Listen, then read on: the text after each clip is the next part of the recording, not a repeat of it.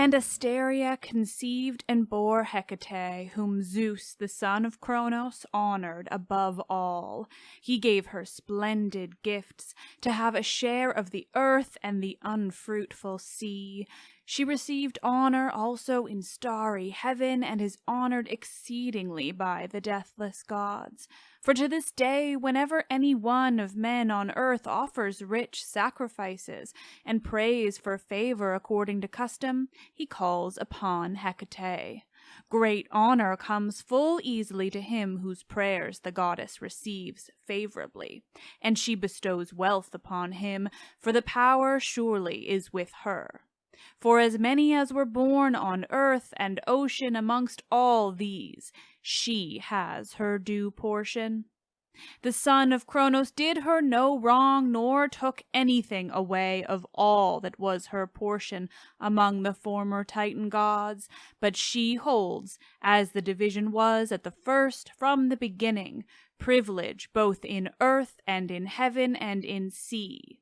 Also, because she is an only child, the goddess receives not less honor, but much more still, for Zeus honors her. Whom she will, she greatly aids and advances. She sits by worshipful kings in judgment, and in the assembly whom she will is distinguished among the people. And when men arm themselves for battle that destroys men, then the goddess is at hand to give victory and grant glory readily to whom she will. Good is she also when men contend at the games, for there too the goddess is with them and profits them. And he who by might and strength gets the victory wins the rich prize easily with joy, and brings glory to his parents. And she is good to stand by horsemen, whom she will, and to those whose business is in the grey, discomfortable sea, and who pray to Hecate and the loud crashing earth shaker. Easily the glorious goddess gives great catch, and easily she takes it away as soon as seen, if so she will. She is good in the byre with Hermes to increase the stock. The droves of kine and wide herds of goats and flocks of fleecy sheep, if she will, she increases them from a few or makes many to be less. So then, albeit her mother's only child, she is honored amongst all the deathless gods, and the son of Cronos made her a nurse of the young, who, after that day, saw with their eyes the light of all-seeing dawn. So from the beginning she is a nurse of the young, and these are her honors.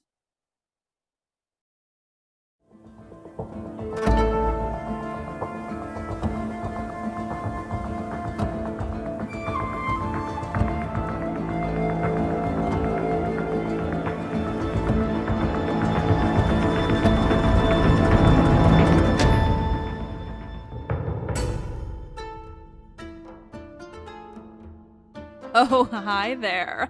This is Let's Talk About Myths, baby. And I am your host, Liv, she who loves a spooky, scary woman. And that was a little bit longer than I intended, but I'm keeping all of it, was our earliest introduction to Hecate and her role in the world from Hesiod's Theogony. Hecate, Hecate, Hecate. Today's episode is coming to you after much demand on your parts.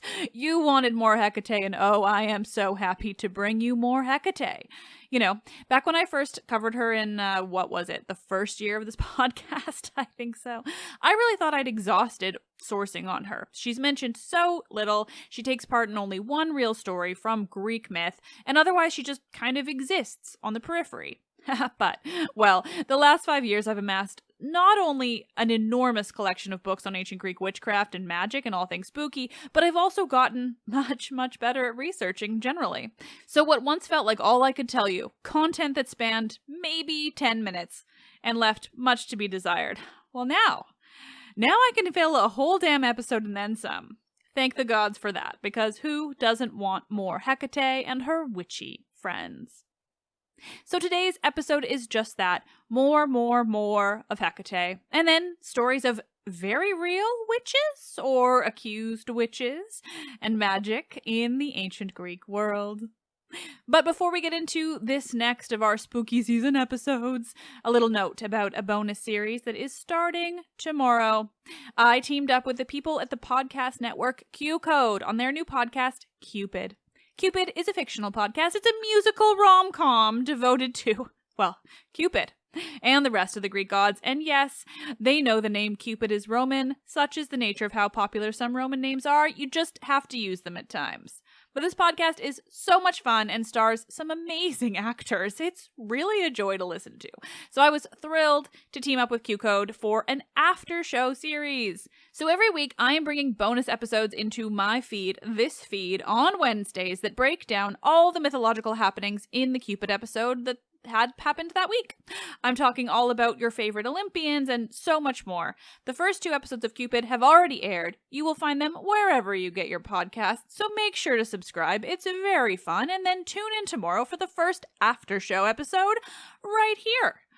And sadly, no, it won't be spooky because I wrote these back in the summer. The show has been delayed, but it is finally here. With that out of the way, though, let's get back to the spooky, shall we?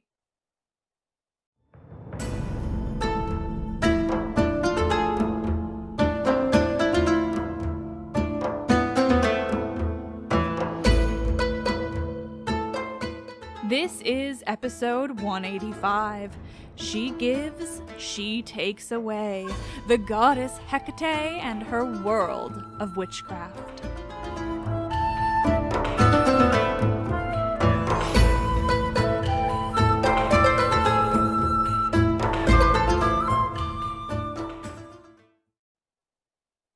Oh, Hecate, you wonderfully witchy goddess, you. So fun fact, today's episode was actually going to be about infernal goddesses, chthonic goddesses, those badass women who live amongst the dead. Hecate among them. You all wanted more Hecate, so I thought, great, Hecate, awesome. Why don't I do a whole special episode on women of the underworld? Chthonic cuties. It's a horrible thing to say, but it felt funny in the moment. In any case, here I have this amazing idea about infernal goddesses, and so I start diving into sources, and I think, you know whose book I somehow don't yet have? Fan favorite guest of the podcast. She told me all things Persephone and then talked all things Alcestis. She is the underworld in a human, Ellie Mackin Roberts. She's also written a book on the underworld. So, huzzah, I thought, sources. So I bought it, and I started looking through the table of contents. And firstly, now I want to devote days to reading all of this, days I do not currently have, and thus, I pick and I choose usually. And I saw, Hecate is only included in an afterword, referred to as the missing goddess. So I go to that afterword. And well, Ellie in all her brilliance blows all my plans and schemes for this episode into smithereens because, well, and I should be calling her Dr. Mackin Roberts here because respect. Anyway, Dr. Mackin Roberts here argues in great detail why Hecate is not an infernal goddess, not a chthonic goddess. So, okay, fascinating for one, and also, whoops. Frankly, though, it worked out because alongside my Hecatean research, I discovered so many more stories of weird and wonderful witches that I'd already made plans for future episodes. And so now instead, today is witches and next week is infernal goddesses. Hecate excluded. Don't worry, you are not missing out on more Persephone or an introduction to Melinoi, another often suggested name. No, that's just next week. And hopefully alongside a very, very appropriate conversation, too. But this week, Goddess Hecate, work thy will. Hecate was born to the Titans Perses and Asteria. Or she's the daughter of Persaios.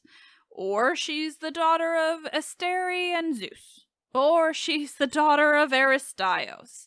Or she's the daughter of Nyx. Even better, and to confuse the situation even further, is the idea that she is actually double with Iphigenia after she's been rescued by Artemis. That then the two are one and the same. You remember that moment, don't you? Iphigenia is being sacrificed by her own father, Agamemnon, in favor of good winds to send the Greeks to Troy. But at the very last minute, Artemis replaces Iphigenia with a deer, so that it's the deer that her father kills, while Iphigenia is whisked off to a divine realm where she becomes one with Hecate? Where does that idea come from, you might ask? Well, Pausanias tells us this, but he tells us that it was Hesiod's idea, that this moment was recounted in the Ehoiae, the catalogue of women. Pausanias, for his part, is a very late author during the Roman period. I'll be talking more and more about him in the podcast. For now, though, while he's the one who tells us this, there's further evidence to suggest that maybe this idea is a thing. Two other authors who speak of references to it, even if those references themselves are lost. And frankly, no, this possible connection to Iphigenia doesn't add too much to Hecate's story, but it is interesting. Is it related to her status as goddess of crossroads? Iphigenia is saved by a goddess at the very last second before her death. Is that in itself a crossroad? This connection also suggests a closer tie between Hecate and Artemis, though any concrete evidence seems lost. But oh, we can imagine. What would a melding of Hecate and Artemis give us? A badass archer warrior witch? I mean, yes, please. But yeah, a lot of people have a lot of different things to say about who exactly are Hecate's parents, let alone who she was. We're not going to dwell too long on that because there will never be a finite answer to any of these questions. Such is the brilliantly infuriating nature of Greek myth. Today, what matters is the goddess herself. And if you think that talking about the goddess herself is going to be less confusing and more straightforward, then have I got news for you. But you asked for this, all of you. Just remember that. You wanted more Hecate, and Hecate is non-linear and I don't even know what she is. She's incredible. Hecate has got to be one of the most mysterious goddesses. It fits her vibe generally, but it's also frustrating because Greek myth. You see, Hecate is sometimes said to be the mother of the sea monster Scylla, of Odysseus fame, that incredible woman-dog hybrid who snatches men from off their ships and devours them whole. According to the Argonautica, the Hellenistic epic poem that retells the story of Jason and the Argonauts, Hecate is indeed this mother of Scylla. Circe tells Medea that.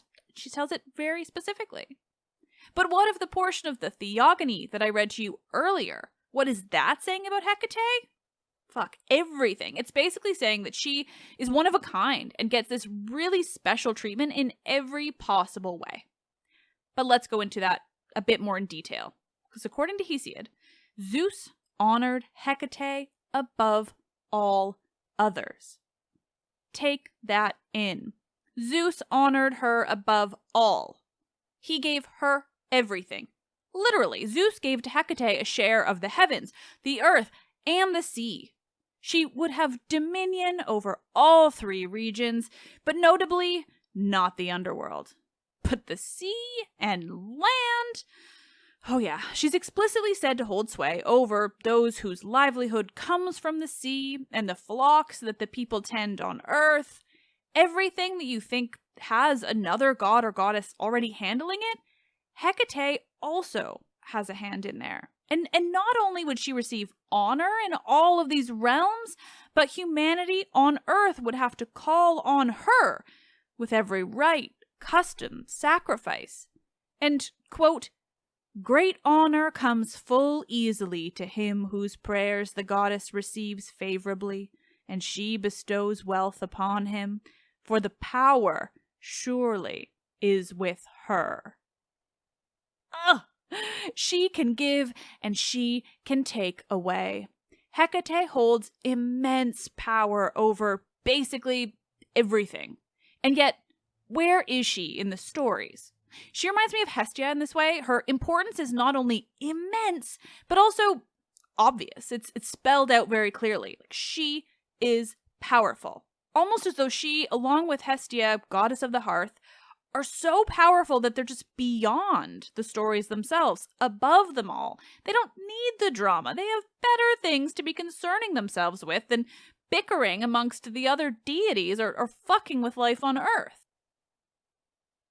Hesiod goes on to explain that Even after the war with the Titans, when Zeus gained complete control over the earth and the Olympians took their place on Olympus as this ruling pantheon of gods, where Hecate is not one of them, even then, Zeus didn't take anything away from her, this daughter of Titans.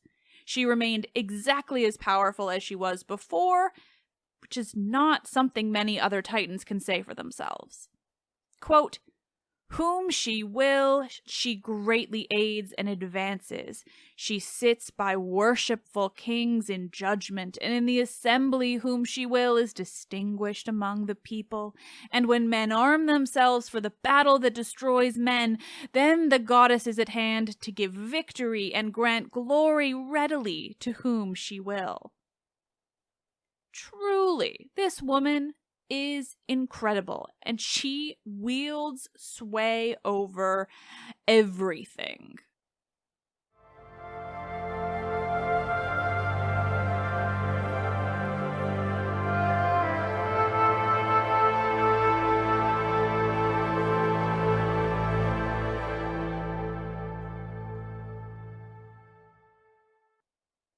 So, Hecate is given power over all three mortal realms, the earth, the sky, and the sea. But what does that mean from a practical standpoint? We hear so much about the other gods, and Hecate barely figures in anywhere. So how was it that she held so much power, and how did it manifest? Well, once again, I will mention her similarity to Hestia. She played a major role in day-to-day life of the ancient Greeks, rather than playing a major role in the Olympian drama. See, she's an intermediary. The Olympians are busy with their bullshit. They're chasing after unwilling women, their jealousy, and their petty squabbles. They're busy with all of that. It can be difficult for humans down on Earth to get a word in, even when they really need some help. So instead, they'll ask Hecate. Hecate's name means worker from afar, which is kind of an ode to this. She handles the day-to-day. She can get the message through the Olympian noise and help the person down on Earth get what they need. Ugh. But you might be asking, where are the witches live? Well, for all her power and influence, Hecate's connection with witchcraft is, like so many things in Greek myth, frustratingly unspecific.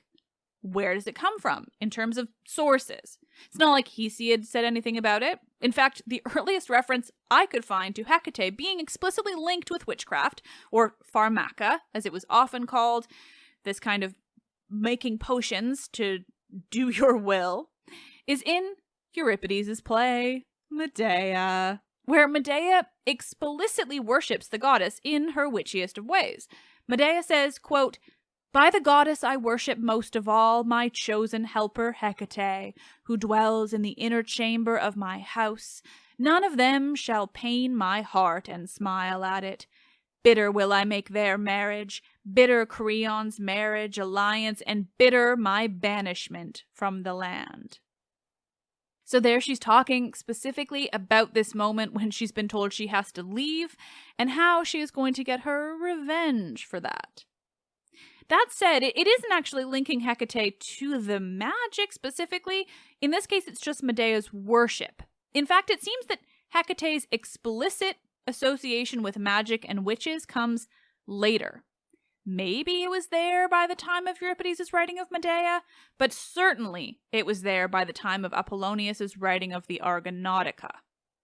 The Argonautica is again the most detailed story we have about Jason and the Argonauts and Medea, at least in terms of what survives. It's a Hellenistic poem that I have read to you on this podcast. So it comes about maybe 100 years after Euripides was writing in the classical period.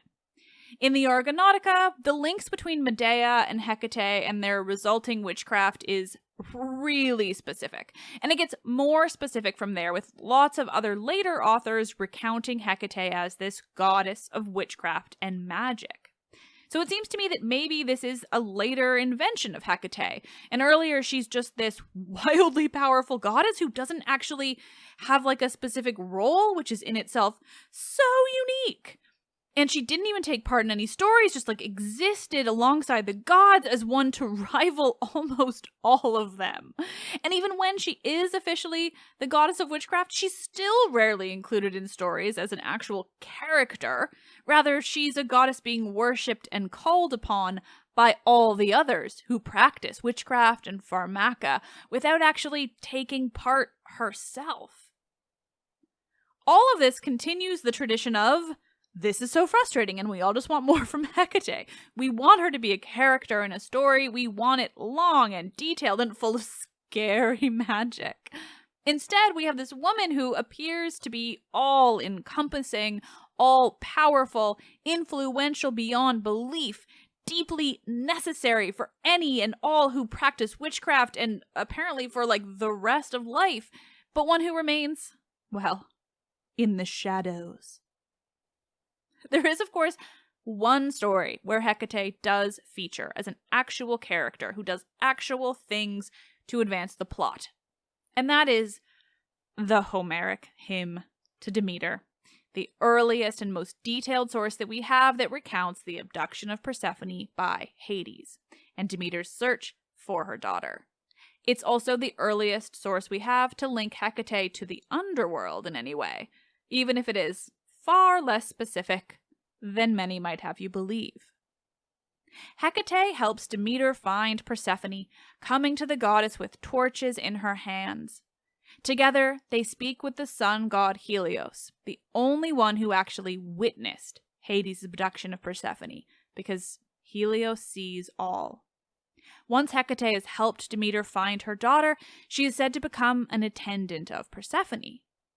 This leads a lot of people to believe that Hecate then has this really finite and defined place in the underworld alongside Persephone in her new life.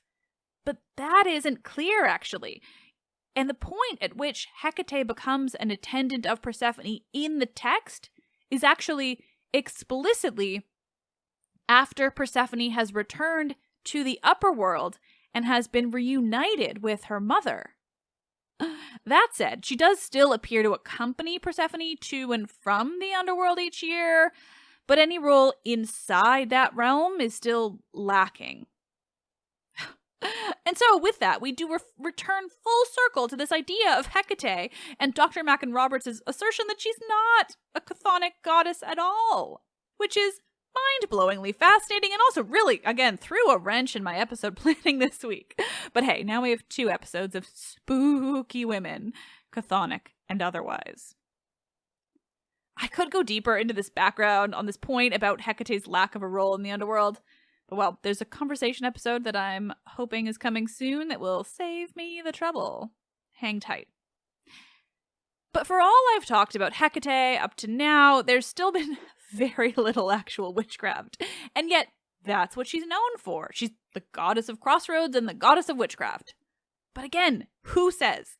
There is no Theogony-like source that describes this, no explicit words stating Hecate is this goddess of witches. Instead, there are lots of little hints around it. Again, Medea calls upon her for her own magic, like I mentioned in Euripides. Apollonius uses her name in reference to Medea's magic, like almost every time Medea does anything remotely magical, remotely witchy. And then later, writers like Ovid and Diodorus Siculus lay it on for us, real thick.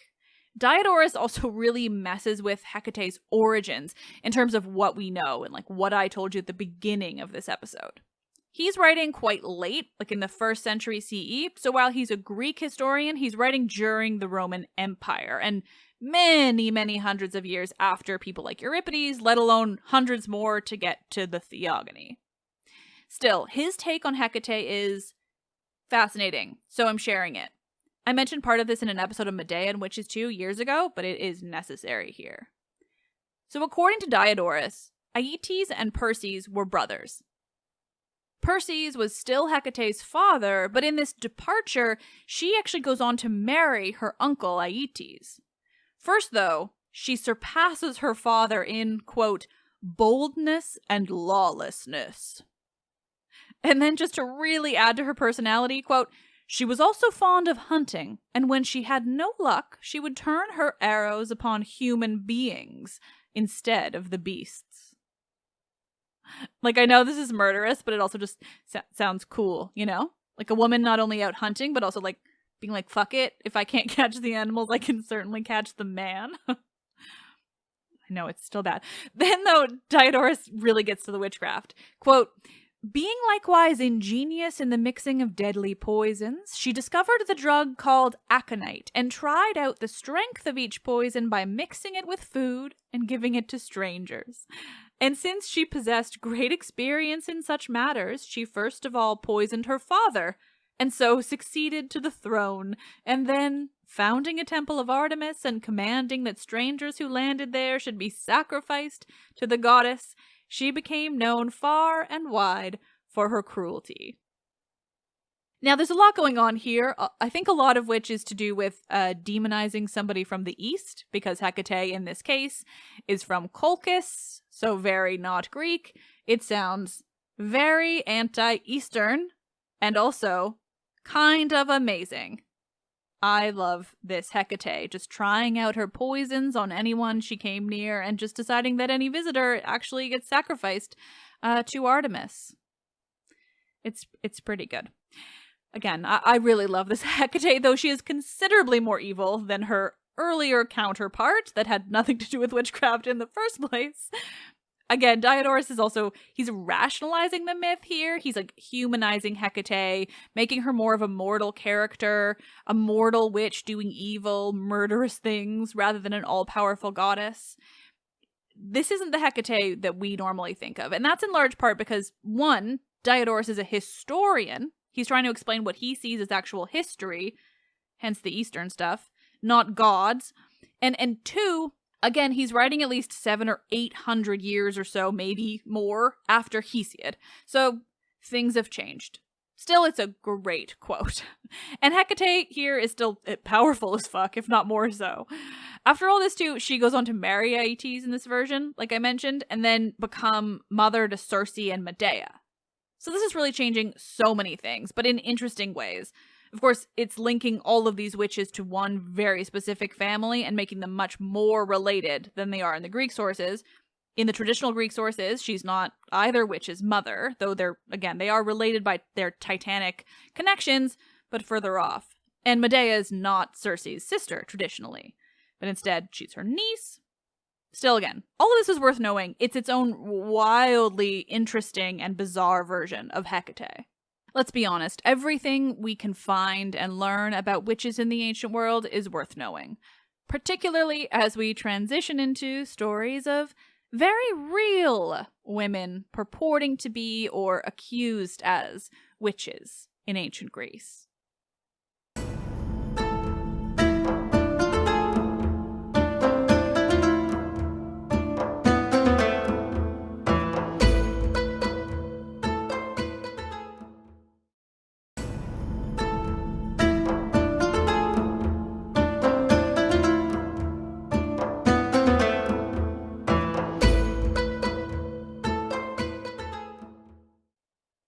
One of the books I have about magic and witchcraft in the ancient world, the source book by Daniel Ogden, who is not at all coincidentally, because it's spooky season, but going to be this week's conversation episode. He's written every book you can imagine about all things spooky in the ancient world.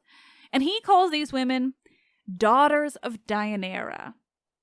These are stories of women who may or may not have considered themselves witches, but who were accused as being them in a way after they poisoned their husbands. You remember Deianira, don't you? She's the main character of the play I shared with you earlier this year, the Trachiniae, the Women of Trachis, by Sophocles. Deianira is the wife of Heracles, who accidentally kills him with a poisoned shirt. And because of this, she becomes a kind of patron saint of women who poisoned their husbands. And because, well, her name literally means destroyer of spouse. And our first daughter of Deianira's story comes from her trial. The prosecutor, a man named Antiphon, wrote a speech, and that speech survives for us today. Firstly, how fucking cool is that? Secondly, let's look at her case with the understanding that our knowledge of it is coming from the prosecution. Oh, and yeah, one of the men who died was also Antiphon's father, so he's not exactly unbiased. One of my sources suggests that this speech is fictional, and the other doesn't. Frankly, we don't care, because it's interesting all the same. Antiphon's father has been killed, and he's speaking for the prosecution. He explains that his father's friend, a man named Philoneus, occupied the upper story of his father's house when he was in town. Philoneus, though, had an enslaved woman who is, surprise, surprise, not given a name here. Antiphon's father's wife, she's not Antiphon's mother, and she is not named either, so we're going to call her the stepmother. Anyway, the stepmother actually befriended Philoneus' enslaved woman when they were staying at her home. I think we like the stepmother. She befriended this enslaved woman to such a degree that when she found out that Philoneus was intending to sell her into a brothel, the stepmother actually warned the woman what was coming for her. That, and the stepmother confided in the enslaved woman that she was also being abused by her husband. And just a pause here to tell you that, wow, am I adjusting the language here, because this is the prosecution after all, and also ancient Greece. So, boy, they were unfriendly to both of these women, but we'll get back to that. For now, the stepmother has just told her friend that they're both being mistreated by the men in their lives, and she proposes they do something about it. Antiphon here explains that they intended to use love potions to make both men fall in love with them, and in order to better their lives. But yeah, I think we might be okay assuming that the intention was never to make the men fall in love with them. Love wasn't about to make abusive men not abusive. So yeah, I don't think this was ever a love potion. I think Antiphon's a sucker and these women are smart. Still, he goes on. The women decided they would give the potions to the men when they traveled from Athens to the port of Piraeus, where Antiphon's father was intending to set sail to my favorite Cycladic island because it's magical, Naxos. They were going to sacrifice to Zeus there and pour some libations of wine, and so this was the women's chance. Now, one thing of note, the stepmother does appear to have given the dirty work to the enslaved woman. We might falter a bit, but unfortunately this was the world they lived in. Enslavement was deeply, completely normal. So if you've got to pour a potion somewhere, you're going to get the enslaved person to do it. And so the woman pours this potion into the men's glasses before they're about to drink, after they've poured their libations, and she gives a bit more of it to Philoneus, her own abuser. Antiphon, in all his sucker glory, says very clearly that he believes she thought that more of the potion would mean that Philoneus would love her more. And I believe she wanted him just deader, because she was an enslaved woman that he's about to sell into a brothel. She doesn't want love, she wants freedom, or if not that, revenge. But maybe I've just read too many of Ellie Harper's books. It works, regardless of her intentions. Philoneus dies the moment he drinks from the glass. There was more than enough poison for him. The father, who had a bit less, died 20 days later. Antiphon recounts that the enslaved woman's punishment was torture and death, and the stepmother's is set to be decided at that very trial. He is very sympathetic to the enslaved woman, blaming his stepmother entirely. Ultimately, though, I get the sense that both these women knew what they were doing, either because they just wanted to, or they saw no other way. But that we have their story in this way is pretty incredible. As far as I can tell, we don't know what happened at this trial, though, whether the stepmother was found guilty or not.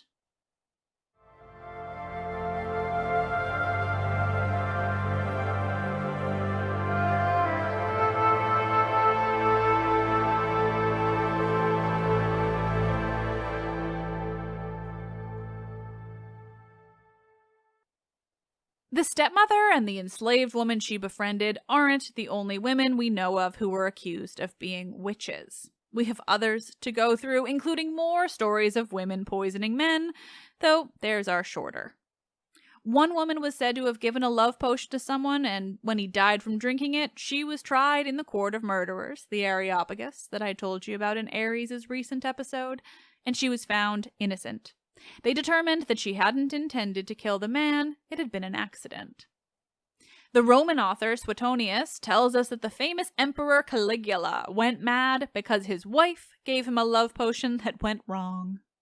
And speaking of Romans, this idea that love potions from women are both common and dangerous to men appears to have been pretty well known. Plutarch has some advice for a couple that are about to be married. He explains that, quote, "If one goes fishing with poison, one captures and easily lands the fish, but the poison renders the fish inedible and disgusting." This, he says, is the same as when women give love potions to their husband, and who, quote, "control them through pleasure. They share their lives with bewildered, mindless, and ruined men." I'd like to ask Plutarch whether it's possible, just a tiny bit possible, that maybe the men were always that way and the women had nothing to do with it. But alas, I cannot. He finishes this point by tossing in a reference to Circe, noting that when she's transformed Odysseus' men into pigs, they were not particularly useful to her. He compares it to her love for Odysseus, who still had his mind, and how they had a nice time together. Sure, dude, but the pigs also weren't a threat to her when they were pigs, whereas a bunch of men coming at her with weapons was pretty threatening. Anyway, did I think this foray into women and love potions would turn into me developing a new and troubling understanding of ancient men? No. But was it fun? Obviously. But what about women accused of being witches that didn't have anything to do with love potions? Well, let's talk about Theoris from Lemnos, better known as the Lemnian witch. Like the stepmother and the enslaved woman, this story seems to have been an actual court case, though we don't have speeches about it.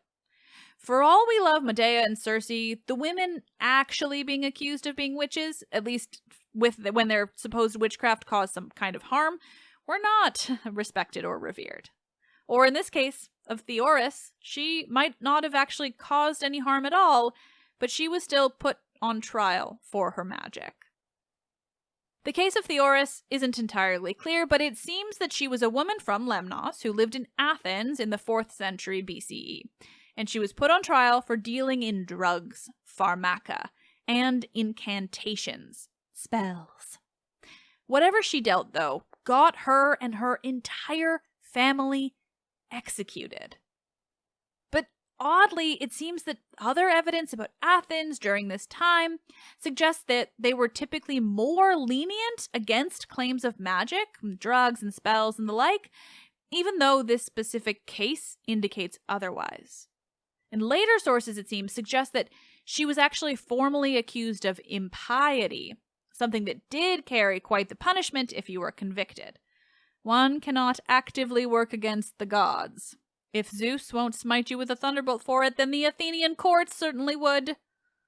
This, it seems, makes a bit more sense in terms of her sentence, where the magic might not carry a severe punishment, working with magic even in terms of practical pharmaca, things that could help sick people, or cure things. If this magic was seen to contravene the gods or manipulate their will, it too counts as impiety.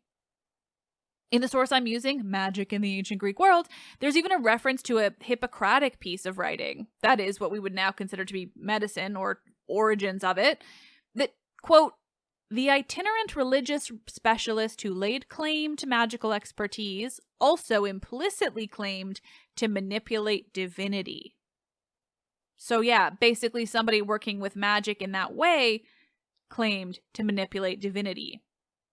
So maybe Theoris was actually just a woman doing good work, using pharmaca to help people, the same pharmaca that will go on to be things like drugs and good things.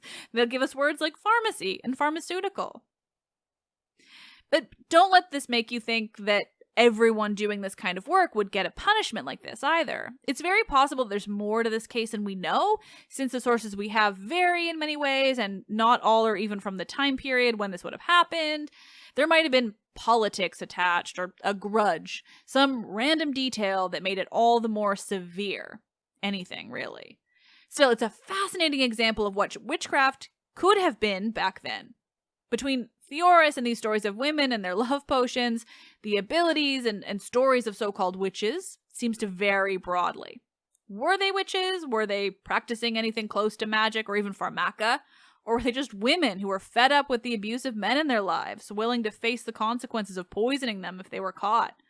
There are so many fascinating possibilities when we look at the lives of very real women living in this realm, working with drugs and poisons and so much more.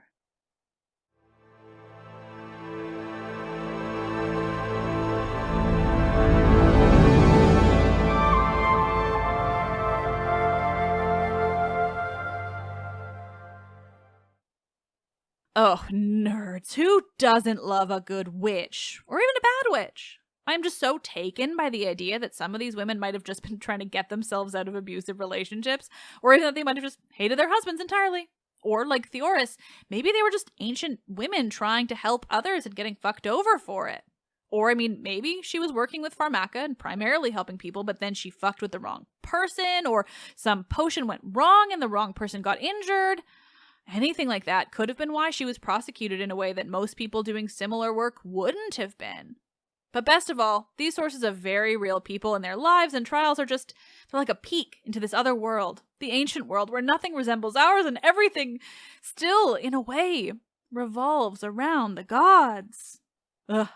Thank you all for listening. As always, this episode was so much fun, but also, how did I keep writing such a long script? How do I keep doing it? It's like I want to work even harder because spending all day writing scripts and editing episodes just isn't enough for me. No, I must write longer ones because there's too much information to share. It is endless.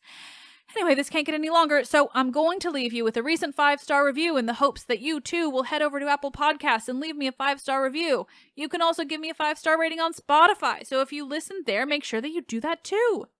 This review comes from Acme146 in Canada. Let's listen to myths, baby! 5 stars! Liv not only manages to bring the mythology to life and can read the poetry beautifully, she also manages to address the challenges of loving these stories in a modern world. Perfect if you love myths, the history, and the sheer insanity of these ancient cultures. Thank you, fellow Canadian nerd. Let's Talk About Myths, baby is written and produced by me, Liv Albert. Michaela Smith is the Hermes to my Olympians and handles so many podcast-related things, from running the YouTube to creating promotional images and videos to editing and research. Stephanie Foley works to transcribe the podcast for YouTube captions and accessibility. The podcast is hosted and monetized by Acast. Help me continue bringing you the world of Greek mythology and the ancient Mediterranean by becoming a patron, where you will get bonus episodes and more. Visit patreon.com/mythsbaby or click the link in this episode's description. You were all the best. Thank you for being here. I am Liv, and I love this shit.